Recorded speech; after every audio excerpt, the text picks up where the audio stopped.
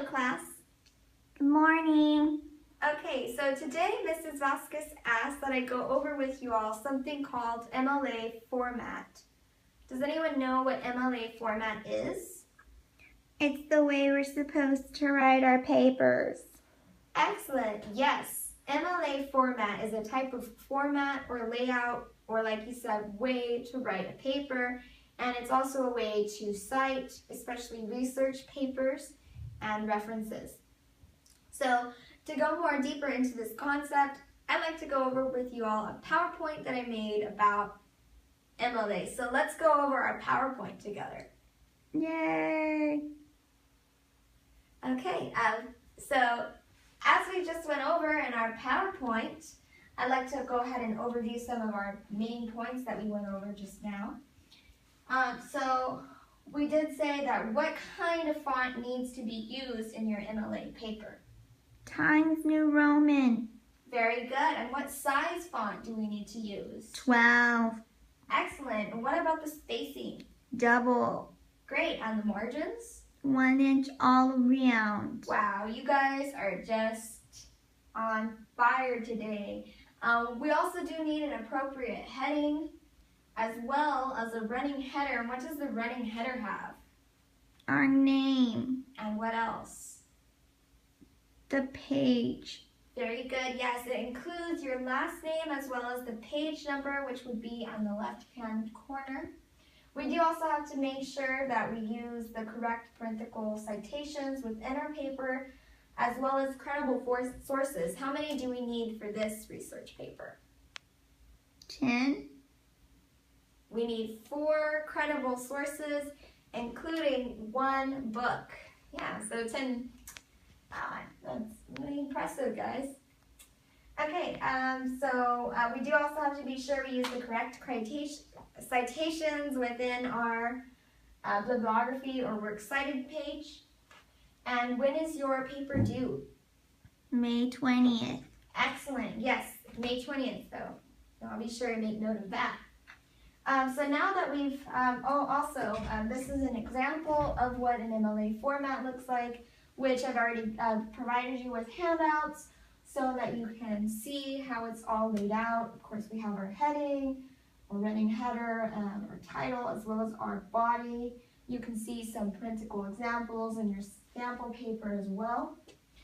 Okay, so now that we've gone over the basics of MLA, what I'd like to go ahead and do with you all is actually a strategy that I learned, and I'd like to share with you all.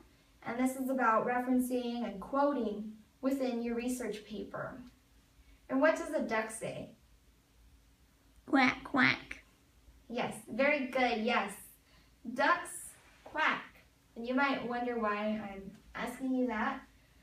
This is actually a strategy that you can use within your research paper. And you can remember it with the duck, because ducks quack. So I drew a duck here.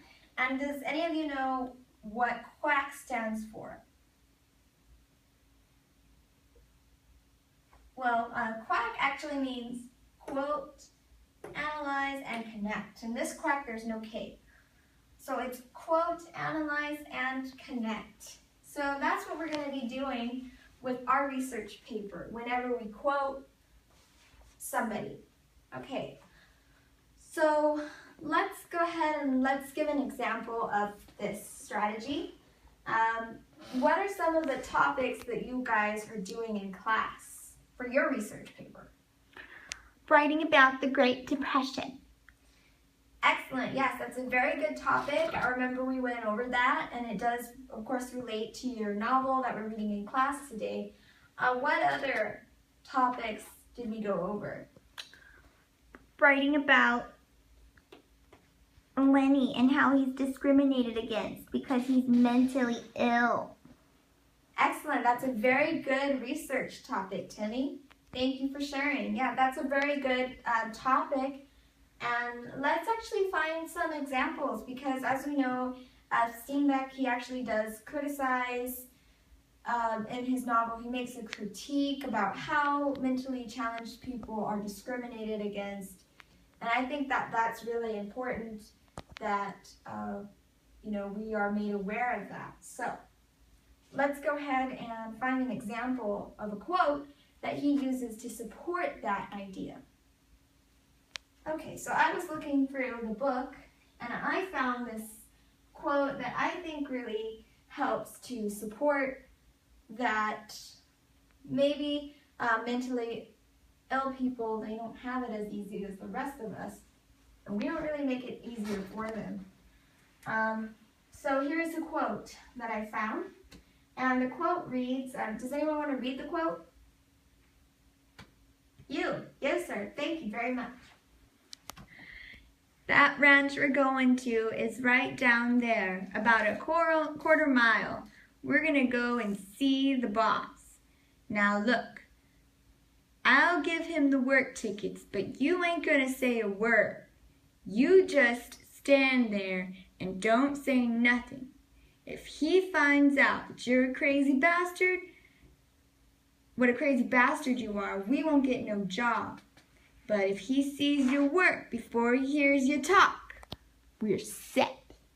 Excellent. Very good job. And you did a really good job reading. Everybody give Roberto a hand. Yeah. Okay, great. Okay, so that was very excellent reading. Thank you for that, sir. Okay, so we just read a quote that I think sort of connects with what we're trying to say about Steenbeck and his criticism about people discriminating against mentally ill people. Now, can anyone tell me what we just read? Can anyone just give me an idea of what we just said in their own words, sort of paraphrase or analyze what we just said? George told Lenny not to talk, or then they might not work because of it, because he was crazy. Excellent, very good. Yeah, so that is right. I agree with you on that. So we just did the quoting strategy part of Quack. We directly quoted the author. Now we're going to do the analyzation, which is what we just said, kind of paraphrase and analyze what we just read in our own words. So you can say something like, when speaking to Lenny, George implies they will not get work if he However, if Lenny is a hard worker and if he shows the boss his work, they will get the job. George, however, must do the talking, implying that Lenny will jeopardize their chances if he speaks. So, do you all agree that that's sort of what this quote is saying? Or? Yes. Yeah, I think so too. So we just completed our direct quote and our analyzation of the quote. The next thing that we're going to do now is finally we reach our last step, connect. And we're going to actually connect to what? To our main idea. Very good. Yes, you're going to connect to your thesis as well as to your audience. So let's just connect. How does this connect to what we're trying to say? Let's give an example. It says how when we discriminate against someone, it can be hurtful because you can be wrong. Yeah, I think that's right, and I think that's true, and that's a good example. So let's go ahead and put that down, something like that. Okay, so I wrote this sentence here, and we just finished our quacking. It says something like, Steenbeck implies that people make snap judgments based on stereotypes that they're misinformed about, because we all know that this kind of contradicts what Lenny really is. I mean, we know he's a hard worker, he can do the job, but he's discriminated against by employers just because of his mental conditions, when that really doesn't have anything to do with the handwork that he's doing. So, yeah, so this basically says here that I think that it connects to our thesis that mentally ill people are disqualified or discriminated against even if they are fully qualified and capable. Do any of you have any comments about this? Do we all agree about that? Any objections? We agree. Okay, yeah, good. So does anyone have any questions about it? About what we just did here? No.